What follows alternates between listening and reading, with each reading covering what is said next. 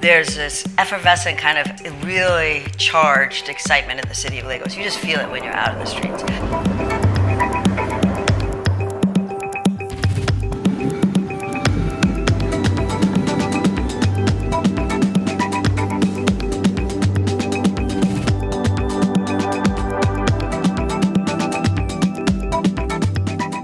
Taking the opportunity to work with African filmmakers, African diasporic filmmakers, and media artists and video artists to then think through, lead workshops to do this kind of somewhat of a thought experiment and investigation and laboratory to study this form.